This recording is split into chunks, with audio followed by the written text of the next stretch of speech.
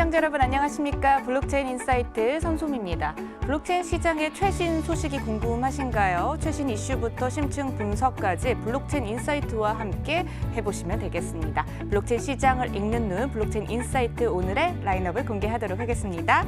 먼저 코인 생존 토크 실무자 회의 시간입니다. 코인 시장 최전방 전문가들과 함께 시장의 핫 이슈를 분석해보고 보다 심층적으로 파헤쳐보는 시간 갖도록 하겠습니다. 이어지는 순서는 람 팀장의 쟁글 파일인데요. 신뢰돼 있는 데이터를 기반으로 국내의 다양한 최신 크립토 정보를 전해드립니다. 크록생글 김예란 팀장과 함께 할게요. 세 번째 순서는 프론티어 인터뷰인데요. 글로와의 이경서 디렉터 모시고 이야기 나눠보도록 하겠습니다. 네, 블록체인의 모든 것을 담아내 블록체인 인사이트 오늘의 첫 번째 코너부터 시작합니다.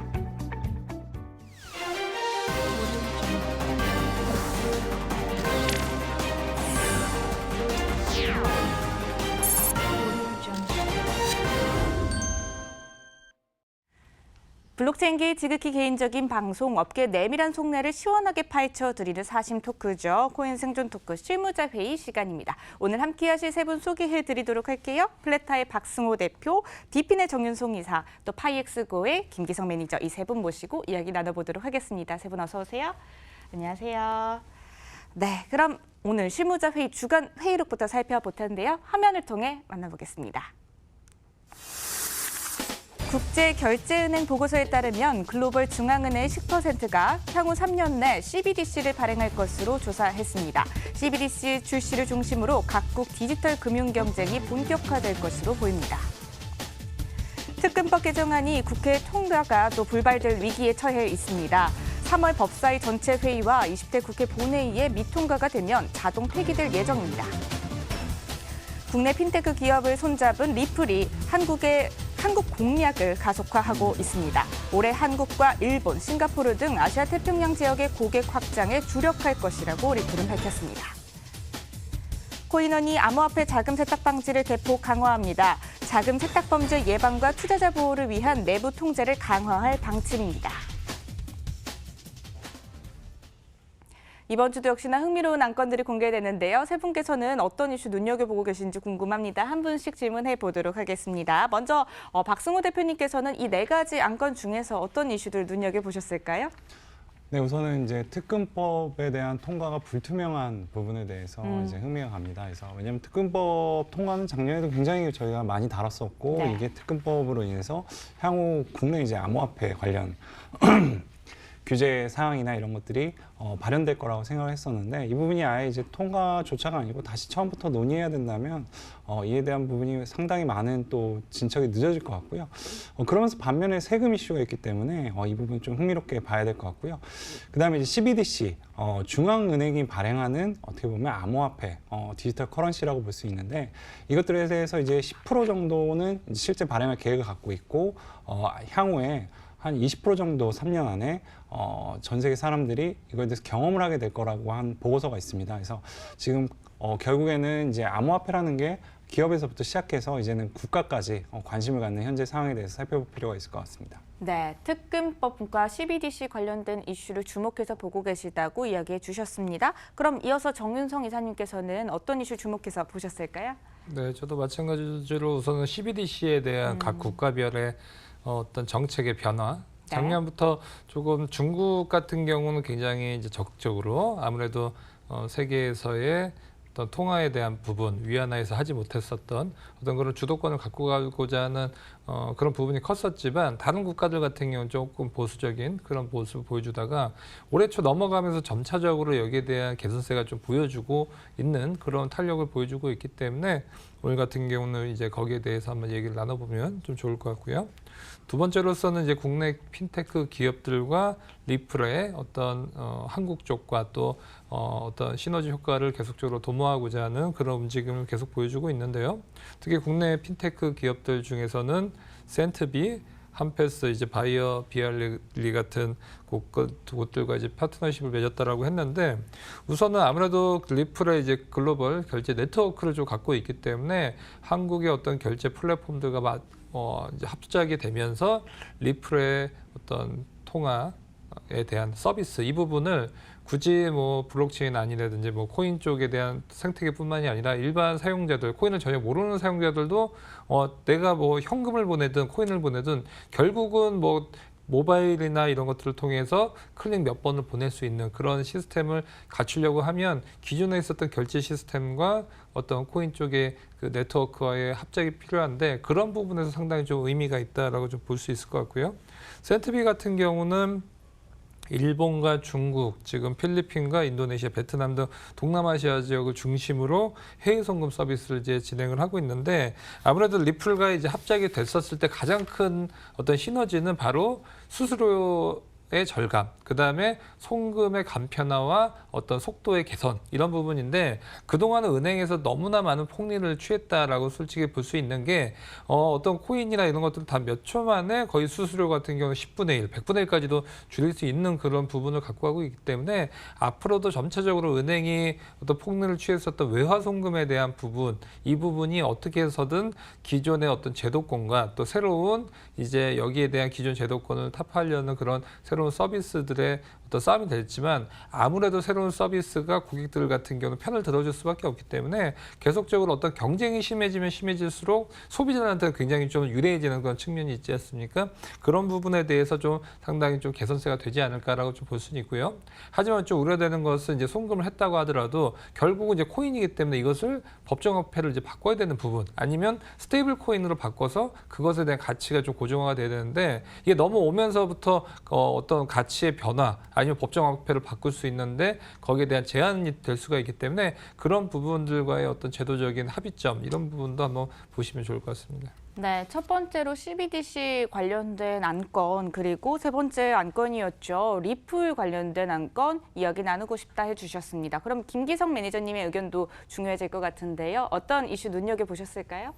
네, 저는 첫 번째 이슈인 이제 CBDC 발행. 네, 이 이슈는 사실은 작년에 이제 시진핑 주석의 발언 이후로 꾸준하게 가격에도 영향을 미쳤던 뉴스라서 여러 가지 측면에서 그리고 앞으로 또 이제 그 암호화폐가 막 이렇게 자산이란 이야기로 되게 많은 이야기를 해왔었거든요. 네. 자산 쪽 얘기했었다면 이제 이 CBDC 같은 경우는 이제 화폐로서의 기능에 대해서 블록체인이 어떻게 일을 할 수 있는 이런 것들을 볼 수 있는 부분이라서 CBDC 발행이 이제 어떤 블록체인 영역의 확대적인 측면으로도 저는 중요하다고 생각을 합니다. 그리고 두 번째로는 전 특검법 개정안이 위기에 있다라는 게 저는 굉장히 가슴이 아픈데요.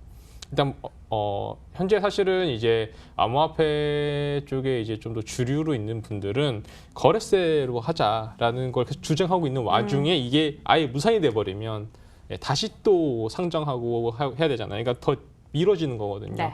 그래서 되게 좋은 분위기로 세금 이야기를 하고 있었던 어떤 작년부터의 흐름이 이 특검법 개정안이 무산이 되는 약간 그런 식으로 돼 버리면 또 다시 한번 이런 무법으로 인한 어떤 부작용도 또 더 길어지는 것이기 때문에 저도 이 1번과 2번 이슈가 가장 중요하다고 생각을 하고 있습니다. 네, CBDC 발행 이슈 그리고 특검법 개정안 관련해서 이야기 나누면 좋겠다고 해주셨는데요. 아무래도 세 분께서 오늘도 한 가지 이슈를 또 공통적으로 꼽아주셨네요. 그래서 오늘의 주제를 공개하도록 하겠습니다. 실무자회의 오늘의 안건은요. 네. 각국에서 눈독을 들이는 CBDC, 디지털 금융 경쟁 시작되나라는 주제로 코인 생존 토크 실무자 회의를 시작하도록 하겠습니다.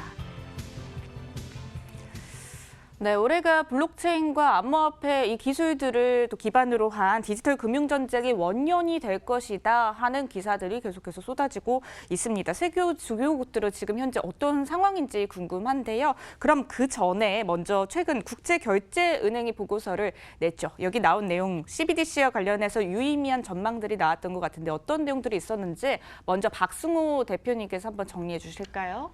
네, 우선은 국제결제은행이라고 그 세계 중앙은행들의 또 위의 중앙은행이라고 불리는 곳입니다. 여기서 이제 보고서를 발행을 했는데요. 네. 이 안에 이제 CBDC에 관련된 내용이 들어 있었습니다. 전 세계 인구 중에 20%는 3년 내에 이제 CBDC에 대한 영향을 받을 것이라고 이제 나왔고요. 그리고 전체 이제 77개국 정도의 조사를 했는데 그 중에 이제 10% 정도가 향후 지금 CBDC 그러니까 디지털 커런시를 발행할 계획에 있다라고 발표를 했다고 얘기를 했습니다. 근데 이제 10% 같은 경우는 어떻게 보면 굉장히 작은 숫자로 생각해 볼 수가 있습니다. 그럼 나머지 90%에 대한 의견들은 왜 발행을 하지 않는가라고 하면 대부분의 이제 한국을 포함해서 굉장히 현재 금융결제망이 잘 이루어져 있기 때문에 굳이 CBDC까지 도입을 했을지의 이점을 잘 모르겠다라는 답변들이 꽤 많아서 어떻게 보면은 실질적인 도입에는 부정적인 의견이 많았지만은 또 이 이면을 살펴보면은 전체 국가 중에 80%가 이 CBDC에 대한 연구를 하고 있습니다. 한국도 마찬가지고요. 그래서 표면적으로는 이 CBDC에 대해서 도입에 대해서 의견이 상당히 부정적인 부분에 대한 답변도 많았지만은 어떻게 보면 속내를 들여다보면 이거에 대해서 두려워하고 있고 지금 이 부분을 준비해야 되는 건 본능적으로 좀 느끼고 있는 상황이 아닌가라는 생각도 좀 들고요. 그리고 이 CBDC를 도입하는 그 방향이 크게 두 가지 틀로 이루어져 있는데 네. 하나는 홀세일이라고 해서 큰 결제 금액 중심으로 연구가 되고 있는 부분도 있고요. 리테일이라고 해서 아예 소액 결제 부분까지 연구를 하는 두 가지 방향으로 이제 국가들은 좀 연구를 하고 있는 상황입니다. 네, 이렇게 전반적인 내용에 대해서 짚어주셨는데요. 그럼 방금 말씀해주신 내용들이 의미하는 바가 무엇인지 이 점이 더 중요할 것 같습니다. 정윤성 이사님, 발표된 내용이 어떤 점을 의미할까요? 네, 아무래도 가장 큰 의미는 우리 실생활에 이제 코앞에 있다라는 점이 가장 좀 중요해 보이고요. 또 한 가지는 이제 표면적인 의미 외에 이제 좀 숨어 있는 의미 같은 경우는 각 국가별로 준비를 하되 어떤 정치적인 그런 부분들도 함께 연관이 돼 있기 때문에 이것을 좀 보수적으로 좀 진행을 하면서 물밑 작업을 하고 있는 국가들과 이것을 이제 대놓고 계속적으로 좀 진취적으로 하고 있는 국가들 두 가지로 나눌 수가 있지만 결국에는 계속적으로 이것이 기존에 있었던 금융의 서비스보다 한층 더 높게 할 수 있느냐 없느냐 또 할 수 있다라고 하면 어떻게 국가를 주도적으로 갈 수가 있느냐 이런 부분에 대해서 계속 연구가 되고 있다라고 좀 볼 수가 있기 때문에 전체적으로 봤었을 때는 어떤 송금이 기존에 있었던 은행의 제도권 내에서 있었던 어떤 거기에 대한 수수료 이런 부분을 어떻게 하면 뭐 줄일 수 있는지에 대한 부분과 또 결제를 했었을 때 그 망을 통해서 어떻게 하면 좀 효율적으로 갈 수 있는지 이런 부분에 대해서도 계속적으로 좀 논의 중인 걸로 알고 있습니다. 네. 자, 아무쪼록 지금 이제 각국이 이제 디지털 금융시장을 선점하기 위한 경쟁에 본격적으로 이제 들어섰다라고 봐도 무방한 것 같습니다. 디지털 금융의 경쟁의 본격화를 앞두고 있는 상황인 것 같은데요. 지금 현재 상황을 그럼 좀 대략적으로 또 알아보도록 할게요. 글로벌 시장 상황 전반적으로 어떤 분위기 형성하고 있나요, 정윤성 이사님? 네, 지금 뭐 각 국가별로 계속적으로 좀 뭐 연구는 다들 하고 있는 상황이고요. 이것을 기존에서는 사실은 이제 뭐 민간업체들이 했죠. 뭐 거래소를 중심으로 계속적으로 연구가 진행되다가 이제는 이제 중앙은행을 중심으로 계속적으로 이루어지고 있다라고 좀 볼 수가 있을 것 같고요. 아무래도 중국 같은 경우가 가장 빠른 그런 준비를 하고 있다라고 좀 볼 수가 있는데 거의 디지털 화폐에 대한 부분은 5년간 좀 연구를 진행해 온 것으로 좀 얘기가 나오고 있는데 우선은 중국의 이제 중앙은행인 이제 중국인민은행 같은 경우는 이제 CBDC를 발행해서 이것을 이제 상하업은행에 공급을 하고 은행들 같은 경우는 이 민간에 있는 디지털 화폐를 이제 공급하는 두 단계 운영 방식을 이제 구상 중에 있고요. 이것은 뭐 기존의 화폐들도 마찬가지로 화폐를 발행하면 이것을 상업은행들한테 유통을 하는 방식 또 유통을 했었을 때 이제 기준금리가 있죠. 그 기준금리만큼 이자를 받는 형식으로 되고 있기 때문에 과연 이제 디지털 화폐도 어떤 이자율 방식을 택할 것인지 이런 부분도 상당히 좀 볼 수가 있고요. 가장 중요한 것은 국가별로 화폐를 할 때는 어떤 화폐의 뭐 유통 속도와 유통량을 좀 볼 수가 있는데 그것이 가장 민감하게 미치는 것이 바로 이제 물가 상승이라고 좀 볼 수가 있고 또 경제 성장률이라고 볼 수가 있는데 아무래도 경제 성장률이 떨어질수록 어떤 이자를 낮추고 또 화폐 공급량을 늘리는 그런 부분을 볼 수가 있기 때문에 앞으로 뭐 오늘도 같은 경우도 한국은행 같은 경우가 기준금리를 동결을 했지만 코로나 여파가 계속적으로 됐었을 때는 다음 달 같은 경우는 이제 기준금리를 낮출 수 있는 방향으로 급선회를 할 가능성이 큰데 앞으로는 이제 각국 중앙은행들 같은 경우는 여기에 대한 어떤 디지털 화폐에 대한 금리에 대한 부분 또 유통량에 대한 부분 이런 부분도 계속적으로 논의가 될 가능성이 크고 지금 각국 중앙은행 같은 경우도 이제 기존에 있었던 전통적인 화폐가 물가에 미치는 영향뿐만이 아니라 이 이제 국가에서는 화폐를 발행했었을 때 디지털 화폐는 가장 큰 문제가 물가의 폭등이 나올 수가 있거든요. 그래서 그 부분을 어떻게 하면 기존의 경제 상황과 맞출 수 있는지에 대한 연구 계속적으로 좀 되고 있다라고 좀 볼 수가 있을 것 같고요. 중국뿐만이 아니라 프랑스 같은 경우도 지금 보면 프랑스 중앙은행 총재 같은 경우가 1분기 말까지는 CBDC에 대한 운영을 개시할 계획이라고 하고 있기 때문에 각국 장관들 또 중앙은행들 같은 경우도 계속적으로 좀 적극적인 모습을 좀 점차적으로 보여주고 있다라고 보여집니다. 네, 글로벌 경제 상황에 대해서도 짚어봤고요. 그런데 이 CBDC를 논하려면요, 리브라를 또 빼놓고 이야기할 수가 없습니다. 리브라에 대해서 주요국들의 입장을 다시 돌이켜 생각을 해보면 부정적인 입장들이 많았거든요. 그런데 지금은 각국의 CBDC 발행에 열을 올리고 있는 모습입니다. 이렇게 된 이유는 무엇일까요, 김기성 매니저님? 기본적으로 CBDC에 대해서 아까도 말했지만 16억 정도가 이제 접할 네. 거라고 하잖아요. 가장 큰 원인은 이제 중국이에요. 네, 중국 인구가 제일 많기 때문에 네. 네, 거기서 발행이 되기 때문에 저 인구수가 나온 거긴 한데요. 사실 이 리브라에 대해서 각국이 이제 중국은 사실은 견제를 리브라를 중국이 하진 않았고 리브라가 중국을 견제를 하려는 그러니까 미국이 이제 주도로 리브라를 통해서 중국을 견제를 하고 싶어하는 욕구가 계속 있었다는 이야기를 저희가 몇 번 이야기를 했던 걸로 기억을 합니다. 네. 근데 이제 그 과정에 있어서 이제 CBDC를 발행을 하는 이유는 결국은 리브라와 같이 어떠한 결제 상품 또는 결제를 할 수 있을 때 거기에 있어서 통제권을 각각의 어떤 정부나 또는 나라가 가지고 싶은 거죠. 그러니까 지금 CBDC가 굉장히 낯선 단어로 다가오지만 엄밀히 말하면 그냥 화폐를 찍어내는 겁니다. 똑같이. 지금 근데 기존에는 이제 종이에다가 화폐를 찍어냈다면 이걸 디지털로 발행을 해버리는 거죠. 근데 자신의 이 통제권 싸움을 해야 되겠죠, 당연히. 리브라 같이 이렇게 대형 기업이 전 세계적으로 뚫려 있는 페이스북을 통해서 어떤 결제 시스템을 구축을 한다 했을 때 리브라가 어떤 전 세계의 메인 화폐가 되는 걸 막고 싶은 거죠. 네. 네, 가서 CBDC가 이제 좀 더 CBDC 더욱더 좀 관심을 가지고 각 나라에서 그거를 더 개발하기 위해서 애쓰고 있는 상황으로 보시면 될 것 같습니다. 네. 그러면 이 CBDC 관련돼서 조금 더 구체적인 질문을 드리자면요. 스테이블 코인과의 연계성 이 부분도 한 번 더 질문을 드려보고 싶어요. 그럼 CBDC를 통해서 앞으로 전 세계는 금융 상품에 조금 더 쉽게 다가갈 수 있게 된다 이렇게 보면 될까요? 네, 말씀하신 대로 이거는 CBDC 아까도 말씀드렸지만 리브라 같은 거에 통제권을 가지는 건 CBDC가 있어야 가능한 문제거든요. 결국은 이제 기존의 어떠한 다양한 어떤 금융 상품을 할 수 있는 스테이블 코인을 통해서 할 수 있는 금융 상품들에 CBDC와 연결을 시킬 수 있다는 부분이죠. 그러면 사실은 지금 저 같은 경우도 뭐 다른 해외 여러 좋은 금융 상품들을 제가 직접 제 어떤 원화를 가지고 들어갈 수는 없는 게 네. 많잖아요. 근데 이제 디지털 화폐가 되고 이 디지털 화폐와 페어링이 되는 어떤 스테이블 코인을 통해서 다른 금융 상품을 잘 해서 우리가 또 수익을 얻어서 이 수익을 다시 디지털 화폐로 전환해서 받을 수 있는 이런 그림을 그릴 수가 있다는 거죠. 그래서 굉장히 우리가 이제 기존에 경험하지 못했던 다양한 금융 상품들을 만나볼 수 있는 어떠한 좋은 기회가 될 수 있지 않을까 네. 생각을 하고 있고요. 다만 여기서 중요한 부분은 이 스테이블 코인도 역시나 이제 중앙에서 당연히 통제하고 싶을 거 아니에요. 그렇죠. 그래서 이제 기존에 선발행으로 됐던 스테이블 코인들은 조금 저는 의미가 없을 수 있다 생각을 합니다. 특히나 테더 같은 경우가 물론 이제 테더가 힘들어지면 이제 먼저 암호화폐 시장이 흔들릴 거라고 생각을 하지만 선발행이 가지고 있는 어떤 여러 가지 문제점들을 테더가 다 겪었거든요. 네.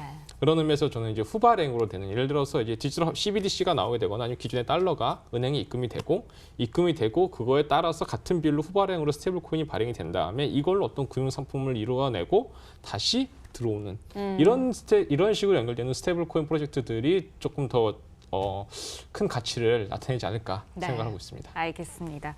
자, 이렇게 글로벌 상황들 봤는데요. 그럼 국내 상황은 어떤지도 궁금합니다. 국내는 현재 어떻게 좀 대처를 하고 움직이고 있을까요, 박승훈 대표님?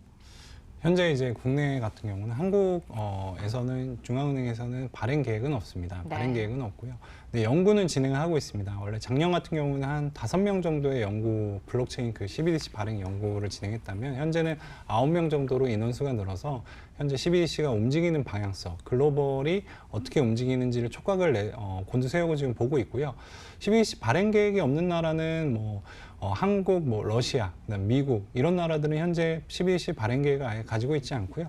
그 외에 어떻게 보면 자본력이 있거나 경제 성장을 많이 한 나라들은 이제 큰 금액, 무역이라든지 큰 금액의 CBDC를 활용하려고 하고 있고, 그 다음에 신흥국들, 에콰도르라든지 남미 같은 경우에는 CBDC를 적극적으로 실제 실생활에서도 사용하는데 계획을 갖고 있습니다. 에콰도르 같은 경우에는 2018년도에 실제 CBDC를 직접적으로 적용을 한 첫 번째 사례라고 볼 수가 있는데요. 에콰도르 같은 경우는 실제 CBDC를 실사례를 진행을 했지만 실패한 걸로 지금 기록이 되어 있습니다. 그래서 국가에 있는 국민들이 에콰도르 정부를 믿지 못했기 때문에 CBDC가 실패로 돌아갔다고 평가가 되고 있고요. 한국 같은 경우는 이 CBDC를 적용하기에는 굉장히 좋은 나라로 손꼽히고 있고요. CBDC를 적용한다면 굉장히 빠르게 진입할 수 있는 나라로 손꼽히고 있지만은 국가 자체의 의지는 크지는 않은 상황입니다. 왜냐하면 이게 결국에는 기존에 있는 보안 시스템이랑 결제에 대한 이 시스템 자체가 잘 돼 있으면은 굳이 또 다른 투자를 할 필요가 없이 현재 잘 운영되고 있고요. 대신 신흥국들은 새로 보안 시스템이라든지 결제에 대한 인프라를 구축해야 되는데 이 인프라 구축 대비에 CBDC를 통하는 게 훨씬 비용적으로 절감할 수 있다라고 생각하는 국가들이 좀 많습니다. 그래서 이러한 부분에 각 국가마다 차이가 있다고 볼 수 있을 것 같습니다. 네, 알겠습니다. 그럼 오늘 이야기 나눈 안건에 대해서 세 분의 한 줄 평을 들어볼 텐데요. 먼저 정윤성 이사님 한번 한 줄 평 내려주실까요? 네, 디지털 화폐 전쟁의 서막이라고 말씀드릴 수가 있겠는데요. 이제 모든 국가들이 이제 발행을 하지 않더라도 여기 디지털 화폐로 넘어가는 그런 이제 어떤 역사적인 순간에 있다라고 볼 수가 있는데 이런 변화 속에서의 또 다른 전쟁, 결국은 과거에서도 어떤 그 화폐에 우리 거에 대해서 누가 더 많이 쓰느냐에 대해서 보이지 않는 그런 전쟁을 많이 했었고 그러다 보니까 이제 어떤 국가 간 연합체라든지 이런 부분도 계속적으로 생겼던 그런 부분을 볼 수가 있기 때문에 디지털 화폐를 넘어가면서 어떤 전 세계적인 어떤 구도화가 될 것인지에 대한 부분 또 상당히 또 궁금해집니다. 네, 디지털 화폐 전쟁의 서막이라고 해주시면서 앞으로 전 세계 경제 구도가 어떻게 또 흘러갈지 함께 봤으면 좋겠다 이야기해 주셨고요. 김기정 매니저님은 오늘 이야기 나눈 안건에 대해서 한 줄 평 어떻게 내려주실까요? 네, 저는 종이화폐, 신용카드, NFC에 CBDC 스테이블 코인 추가라고 하겠습니다. 네. 기존에 이제 종이화폐를만 사용하다가 현금만 사용하다가 신용카드가 나오면서 현금의 비중이 줄었거든요. 그러다가 NFC가 나오면서 현금 비중, 신용카드 비중도 줄고 NFC 비중이 올라갔. 여기 CBDC가 오게 되면 현금 카드 NFC 비중이 줄고 CBDC가 늘어날 거고요. 여기 이 CBDC를 이용해서 여러 금융상품을 스테이블 코인과 융합해서 이용하게 되면 이 비중이 다 줄어들 것이죠. 그러니까 네. 결국은 우리가 활용할 수 있는 다양한 화폐가 존재하게 되는 그런 시대가 이제 시작한다고 저는 보고 있습니다. 네, 앞으로도 활용할 수 있는 다양한 화폐가 찾아올 거다 이야기해 주셨습니다. 자, 마지막으로 박승호 대표도 한번 한 줄 평 내려주실까요? 네, 캐시리스라는 용어가 많이 요새 대두가 되고 있는데요. 현금 없는 사회가 이제 시작하는 부분에 초입 부분을 넘어서지 않았나라고 생각이 듭니다. 그래서 향후에 시간이 지나면 저희가 지금 사용하고 있는 이 원의 단위도 없어지고 아니면 저희가 수많은 어떻게 보면 다른 코인들을 활용하는 부분이 시작되는 시대가 오지 않을까 생각됩니다. 그 시대를 저희는 잘 준비해야 될 것 같습니다. 네, 캐시리스 현금 없는 사회가 오기 전에 잘 준비해야 될 것 같다 이야기해 주셨습니다. 네, 오늘 CBDC의 눈독을 들이는 디지털 금융 전쟁 이 향방에 대해서 함께 이야기를 나눠봤고요. 세 분과 함께 가감 없는 토크 나눠봤습니다. 다음 주에 더 재미있는 주제로 찾아올게요. 오늘 함께해 주신 세 분 감사합니다.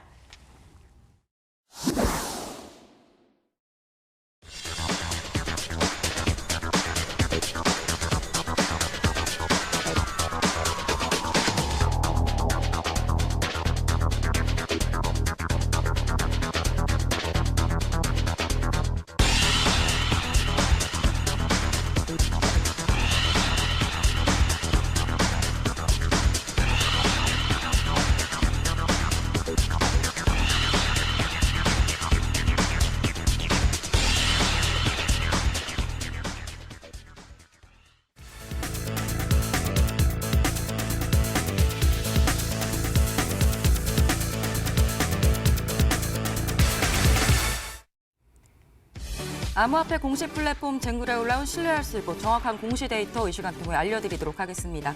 안녕하세요. 람팀장의 쟁글 파일 크로스앵글의 김혜람입니다. 먼저 지난 한 주간 가장 많은 클릭수를 올렸던 상시 공시 탑 10부터 보고 오시겠습니다.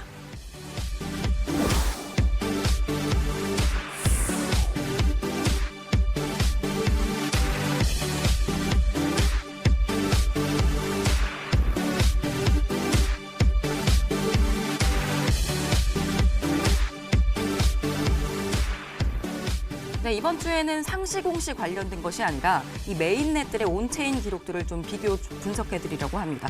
지난번에 결산으로 꾸렸던 방송에서 이 시장에서는 현재까지 메인넷 프로젝트에 압도적인 시총이 몰려 있다라고 말씀을 드렸었죠. 글로벌 시총 20위의 프로젝트들 중에서 체인링크, 테더, 후오비 토큰을 제외한 무려 16개가 메인넷 프로젝트입니다. 그러니까 이 말은 어댑션 단계, 즉 실생활에 실제로 적용될 만한 단계의 덱들이 활성화가 되지 않았기 때문에 그 덱들을 기반이 되는 메인넷들에 훨씬 더 시장이 베팅을 하고 있다. 뭐 이렇게 해석을 할 수가 있을 것 같습니다. 어쨌거나 그런 만큼 현재 우리들에게는 메인넷에 주목할 수밖에 없는 상황일 겁니다. 이 암호화폐 공식 플랫폼 쟁글은 이 메인넷들의 온체인상 거래 기록과 데이터들을 비교해서 보여드리고 있는데요. 현재까지는 이더리움과 클레이튼, 이오스트, TTC 총 4곳의 메인넷 온체인을 분석을 해드리고 있습니다. 앞으로는 비트코인과 같은 큰 메인넷까지 이 범위를 늘려나갈 계획입니다. 이 쟁글은 메인넷들의 노드로 직접 참여해서 온체인 기록을 뽑아내기 때문에 이 거래소들의 자전 거래와 같은 것들은 집계하지 않아서 실제 거래를 파악하기에 훨씬 적합하다 이렇게 보시면 되겠습니다. 현재 쟁글이 데이터를 보여드리고 있는 4곳의 메인넷 데이터들을 비교 분석해 보도록 하겠습니다. 먼저 가장 기본이 되는 트랜잭션, 이 거래 처리 횟수를 좀 살펴보겠습니다. 지난 7일간을 기준으로 이 메인넷 4개 중에 트랜잭션이 가장 많은 곳은 이오스트였습니다. 782만 8천 건의 거래가 일어났었고요. 이 다음으로는 이더리움이 411만, 클레이튼이 261만, TTC가 약 50만 건의 거래 횟수가 있었습니다.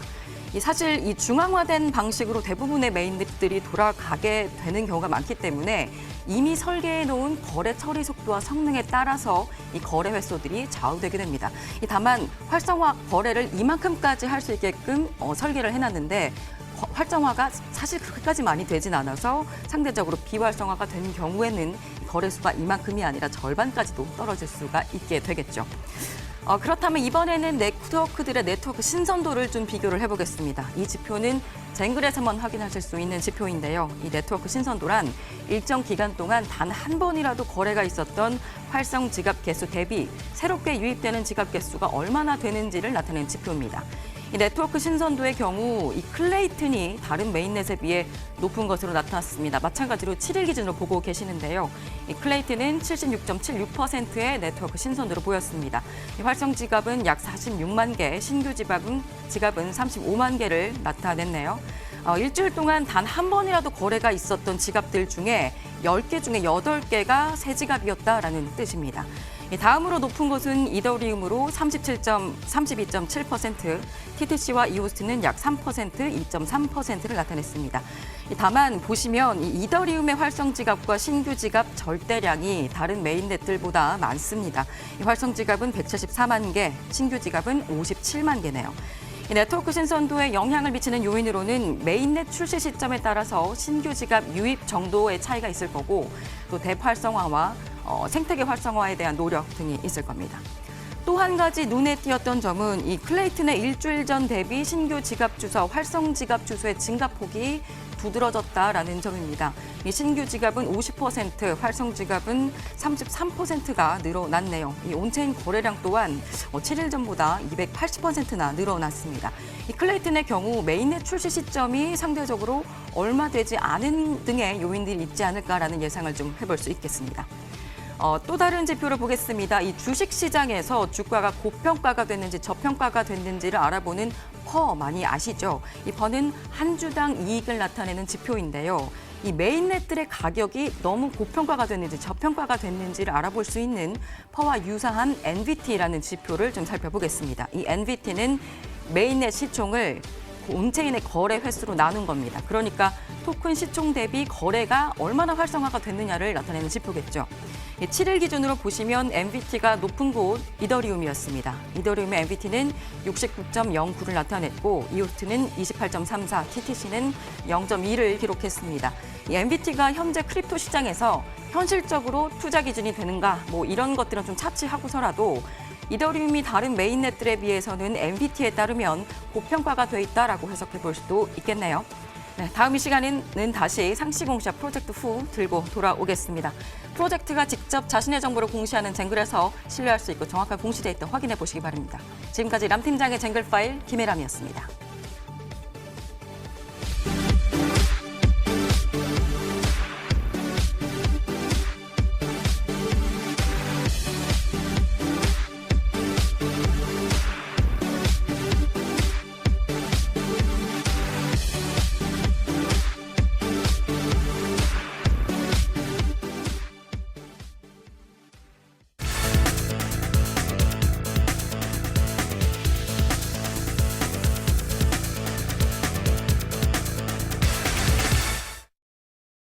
블록체인 업계를 선도하는 국내 유망 기업과 인물을 만나보는 프론티어 인터뷰 시간입니다. 오늘은 글로벌 금융 서비스 환경 재조성을 목표로 하고 있는 블록체인 기반 핀테크 기업이죠. 또 아시아 지역을 또 총괄하고 계신 글루아 지역의 또 이경석 디렉터 모시고 말씀 나눠보도록 하겠습니다. 디렉터님 안녕하세요. 안녕하세요. 네, 반갑습니다. 먼저 시청자 여러분들에게 간략하게 인사 말씀 부탁드릴게요. 안녕하세요. 글로아 아시아 지역 디렉터인 이경석입니다. 아시아 지역 사업을 총괄하고 있습니다. 네, 반갑습니다. 자, 그럼 프로젝트에 대한 이야기들 하나씩 나눠보면 좋을 것 같은데요. 먼저 글루아가 어떤 기업인지 생소하신 시청자분들 위해서 간략한 소개 부탁드릴까요? 네, 글로아는 블록체인을 통해서 국경 없는 금융 플랫폼을 만들어가는 회사입니다. 2016년에 스테이블 코인인 글로아 코인을 실리콘밸리 VC인 500 스타트업에서 투자를 받으면서 본격적으로 블록체인 업계에 진출하게 되었습니다. 네, 반갑습니다. 글로아가 어떤 기업인지 대략적으로 소개를 해주셨고요. 보다 더 구체적인 이야기들 나눠볼게요. 시작부터 이야기를 해보죠. 글로아의 설립부터 한번 이야기 나눠보겠습니다. 블록체인 업계로의 진출을 염두를 하셨던 것인지 해당 시장으로 진출하게 되신 계기가 있을지 궁금한데요. 블록체인 시장 진출 계기가 어떻게 되나요? 글로아는 처음에는 소셜 쇼핑 플랫폼으로 사업을 시작했습니다. 사업을 진행하다 보니까 트래픽의 상당수가 이제 해외 유저로부터 발생하게 되었는데 그때 국경을 넘어서 결제받는 것이 쉽지가 않다는 걸 깨닫게 되었고 그때부터 국경 없는 거래를 가능하게 하는 블록체인 기술 개발에 몰두하기 시작했습니다. 네, 블록체인 시장 진출 계기에 대해서도 짚어주셨고요. 앞서도 잠깐 소개를 해드리긴 했었는데 글루아는 핀테크 기업으로 알고 있습니다. 다양한 분야 가운데서 특히 금융 분야에 집중을 하시고 주목을 하신 이유가 있을지도 궁금해지는데요. 글로아 코인을 개발한 후에 소셜 쇼핑 플랫폼이 아닌 글로아 코인에 좀 더 집중할 가치가 있다고 판단을 했는데 네. 저희가 보기엔 이제 국경 없는 금융 생태계라는 새로운 개념이 앞으로 자리 잡게 될 건데 그것이 가져올 기회가 몹시 크다고 생각을 했고요. 네. 블록체인의 특성상 이제 금융 분야에 좀 더 적합하다고 판단이 들어서 금융에 좀 더 집중을 하게 되었습니다. 네. 국경 없는 금융 생태계에 집중을 하고 싶었다라고 이야기를 해주셨습니다. 그런데 이 글루아의 본사가요, 한국이 아니라 미국 실리콘밸리에 자리를 하고 있습니다. 미국을 기반으로 활동을 시작하게 되신, 또 중점적으로 활동하고 계신 과정이 궁금한데요.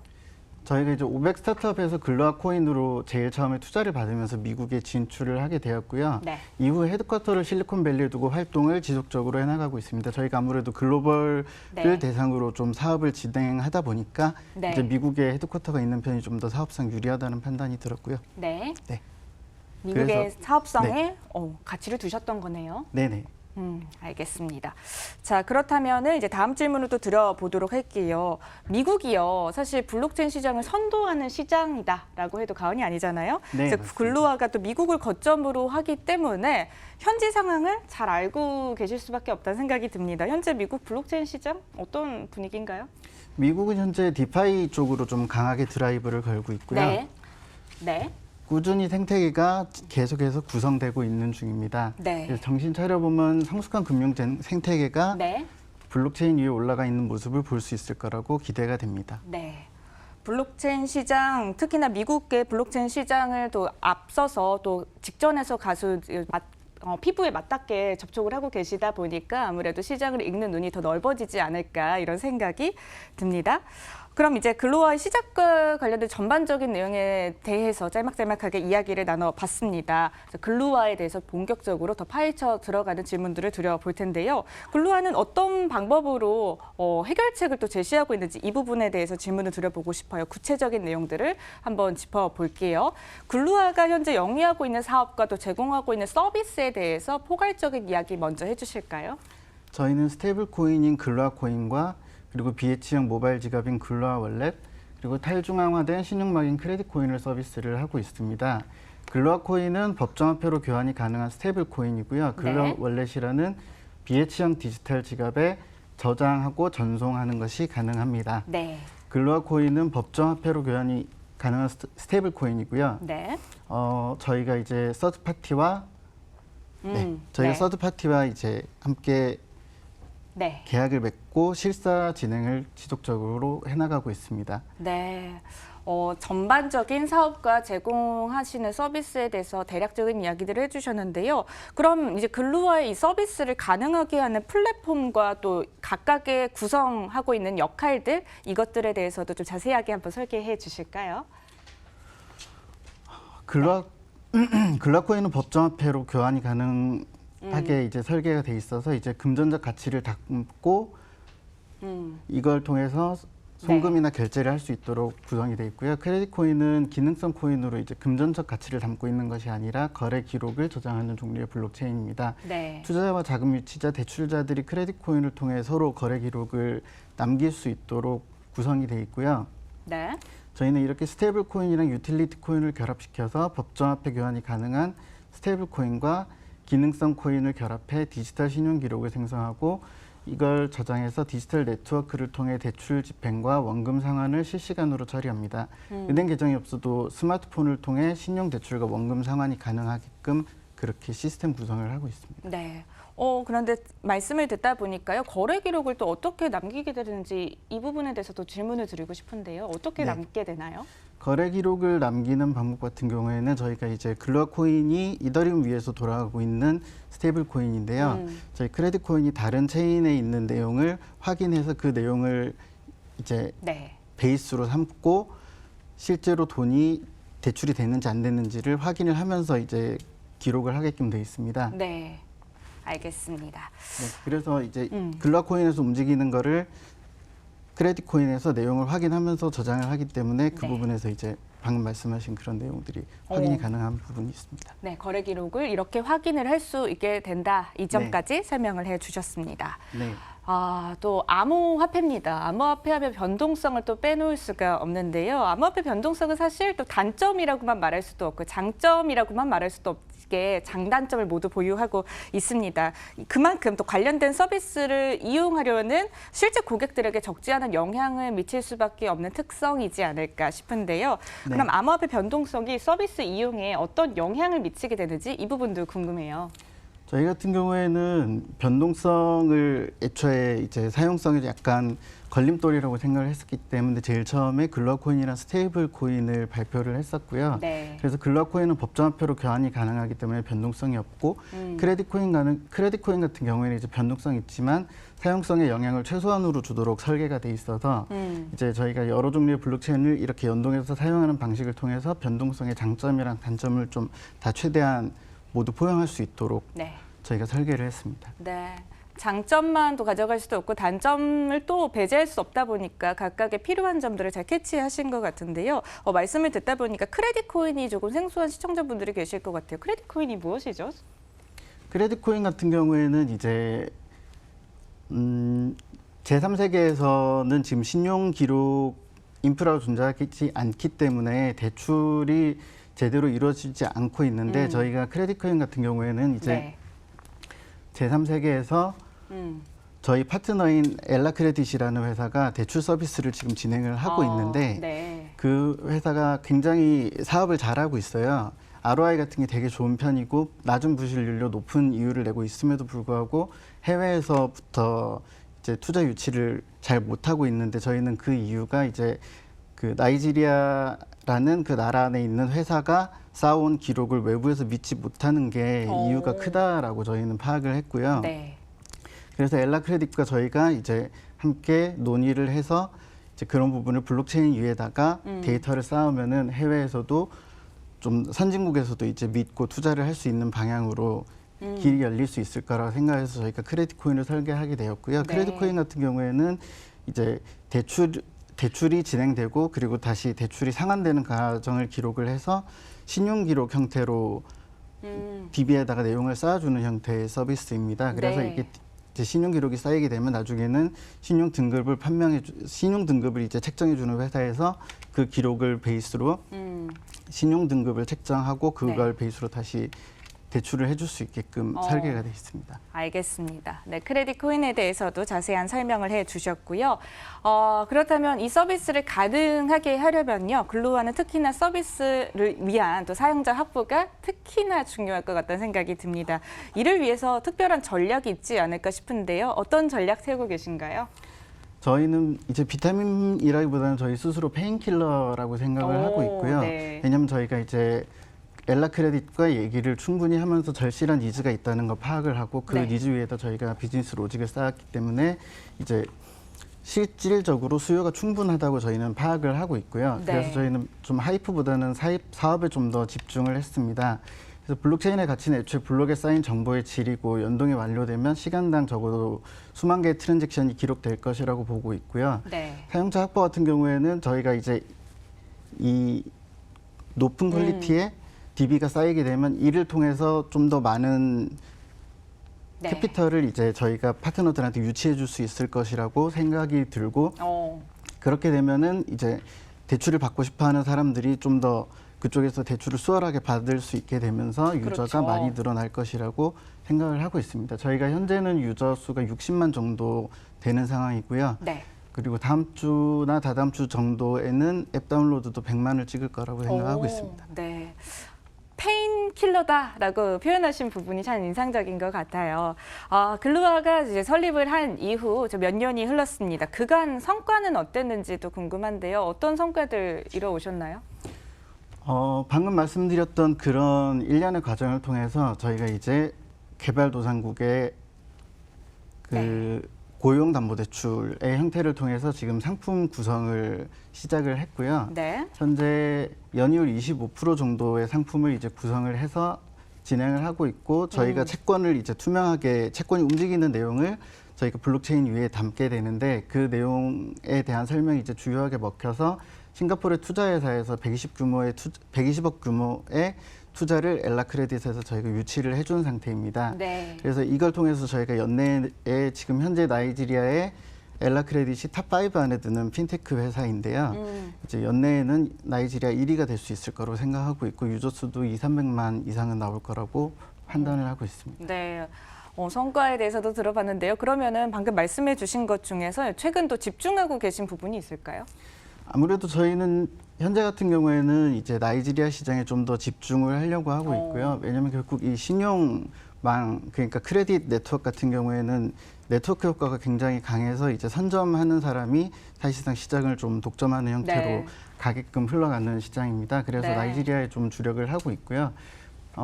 신용망이 자리 잡고 나면 저희는 이제 신용 결제 시장에 추가적으로 진출을 하려고 준비를 하고 있어요.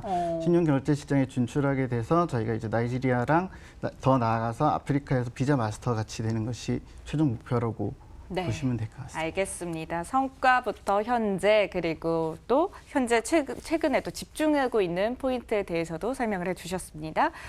네, 지난해에 이어서요. 올해도 탈중화의 금융, 즉 디파이라고 부르죠. 이 디파이는 블록체인 업계의 주요 이슈라고 꼽을 수 있을 텐데요. 많은 프로젝트들이 해당 시장을 주목을 하고 있습니다. 그러다 보니 디파이를 두고서도 경쟁이 시급해지고 있는 상황인데요. 이와 대비해서 글로와가 혹시 쥐고 있는 차별점이 있을지도 궁금합니다. 글로와의 강점은 어떻게 이야기할 수 있을까요? 디파이 같은 경우에는 현재 이제 규제가 어떤 식으로 흘러갈지가 좀 쟁점으로 계속 떠오르고 있는 네. 시점이고요. 저희 같은 경우에는 라이센스를 보유한 현지 파트너들과 협력해서 규제에 빠르게 맞춰 나갈 수 있도록 하고 있는 점이 저희의 강점이라고 보시면 될 것 같습니다. 저희는 신용거래를 이미 하고 있는 엘라크레딧 같은 파트너사들이랑 이제 무담보 대출 형태의 서비스를 설계를 했고요. 네. 현재 디파이 같은 경우에는 담보대출 형태가 주로 많이 있는데 아무래도 제3세계에서는 비트코인이나 이더리움을 담보로 맡기고 이제 거기에서 대출을 받는 게 쉽지 않다 보니까 그렇죠. 네, 엘라크레딧처럼 현지에서 이제 데이터를 수집하고 현지에서 신용대출을 해줄 수 있는 회사, 이게 다시 말해서 추심을 현지에서 할 수 있는 회사가 같이 해줘야 이 무담보 대출 형태가 성립이 되거든요. 네. 그래서 저희 같은 경우에는 저희가 사업 진출하고 있는 각지마다 현재 라이센스를 가지고 있는 파트너들이 함께하고 있다는 점이 다른 디파이 회사들과 조금 차이점이라고 네. 보실 수 있을 것 같습니다. 그럼 이제 디파이를 주목하고 있는 경쟁사들이 많은데요. 그리고 경쟁사들은 주로 어떤 거에 주력을 하고 있다고 분석하고 계신가요? 경쟁사 같은 경우에는 방금도 말씀드렸듯이 암호화폐를 담보로 대출을 해주는 쪽에 현재는 좀 더 주력을 하고 있는 편이고요. 네. 거래소나 이런 쪽에서 랜딩 같은 형식을 통해서 주로 서비스를 진행하고 있는 네. 상황입니다. 그러다 보니 네. 이제 글루아의 또 장점이 특히나 더 부각이 될 것 같다는 생각이 듭니다. 네. 네, 이제 또 다음 질문을 드려보도록 할게요. 파트너십 질문 안 드릴 수가 없는데요. 파트너 사업 확보와 유지는 향후 이 프로젝트의 사업 방향과 확장에 또 영향을 끼치기 때문에 질문을 안 드릴 수가 없는 부분입니다. 파트너십 현재 어떻게 구성돼 있나요?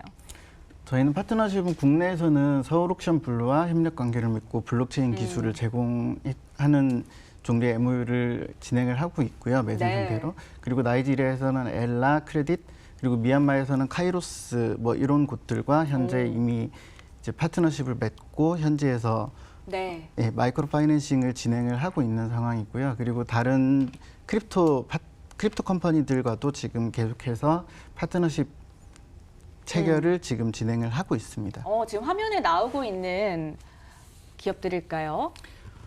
화면에 나온 회사들 같은 경우에는 이제 저희 투자자들인데요. 저희랑 그리고 엘라 크레딧의 투자자들인데 네. 저희의 투자자로는 이제 유튜브를 창업한 스티브 첸이 저희의 가장 큰 투자자 중 하나고요. 네. 그리고 500 스타트업 아까 처음에 말씀드렸던 대로 500 스타트업에서 저희가 투자를 받았고 엘라 크레딧은 Y 콤비네이터라고 500 스타트업처럼 이제 실리콘밸리에서 제일 큰 VC 중 하나에서 투자를 받았고요. 네. 그리고 코인베이스의 대표인 브라이언 암스트롱한테서 투자를 받았습니다. 네, 알겠습니다. 파트너십과 함께 투자자들에 대해서도 이야기를 대략적으로 해주셨습니다. 그렇다면 이제 글루아가 향후 바라보고 있는 방향도 궁금해집니다. 글루아의 향후 계획은 어떻게 될지 또 어떻게 이에 따라서 준비하고 계신지 질문을 드려볼까요? 저희 같은 경우에는 이제 비에치형 지갑을 현재 출시를 한 상태고요. 그리고 크레딧 코인은 비트렉스에 현재 상장을 한 상태입니다. 네. 그리고 이제 향후 상반기에 비에치형 거래소를 선보이고 엘라 네. 크레딧이랑 크레딧 코인을 실제로 연동을 해서 트랜잭션이 쌓이는 모습을 사람들이 다 볼 수 있도록 저희가 오픈을 준비를 하고 있고요. 네. 그렇게 되면 이제 투자 내역을 그 엘라 크레딧이 운용하는 포트폴리오의 내역을 이제 좀 투명하게 확인을 할 수가 있게 돼서 네. 현재 이제 뭐 다양한 투자 상품들이 투명하지 않은 부분 때문에 문제가 되는 사례들이 많이 있는데 네. 저희가 그런 부분을 좀 해소할 수 있는 서비스라는 걸 강조하는 방향으로 진행하려고 준비를 하고 있습니다. 그렇군요. 그럼 글루아가 그리고 있는 좀 포괄적인 로드맵은 어떤 그림일까요? 저희 같은 경우에는 이제 방금 말씀드린 것처럼 이제 일단 서비스적으로는 저희 서드파티 회사들과 네. 서드파티 회사들과 계속해서 기술 제휴를 맺고 그런 방향을 계속 준비를 하고 있고요. 그리고 네. 금융소외국의 투자 가능 국가랑 선진국의 투자 주체 국가를 이제 지속적으로 늘려나갈 계획을 하고 있습니다. 네. 현재 투자가 가능한 지역은 이제 라틴 아메리카, 아프리카, 동남아 등이 있고요. 투자 주체 지역은 동북아시아나 북미 유럽 쪽으로 좀 더 넓혀 나갈 계획입니다. 네, 알겠습니다. 앞으로 혹시 그럼 글루아가 새롭게 알려주고 싶은 행보가 또 있다면 어떤 게 있을까요? 아무래도 저희는 이제 비에치형 서비스들을 미국의 라이센스에 맞춰서 출시를 하고 있는 네. 부분이 앞으로 좀 저희의 행보에서 주목하실 수 있을 만한 부분이라고 생각이 들고요. 저희가 아무래도 미국에 베이스를 두고 사업을 하다 보니까 라이센스나 이런 부분에 대해서 다른 회사들보다 좀 더 신경을 많이 쓰면서 가는 부분들이 있는데 네. 이제 그런 부분들이 앞으로 좀 더 빛을 발할 거라고 생각하고 있습니다. 네, 알겠습니다. 지금까지 글루아의 이경석 디렉터와 함께 또 심도 깊은 이야기 나눴습니다. 오늘 나와주셔서 고맙습니다. 감사합니다.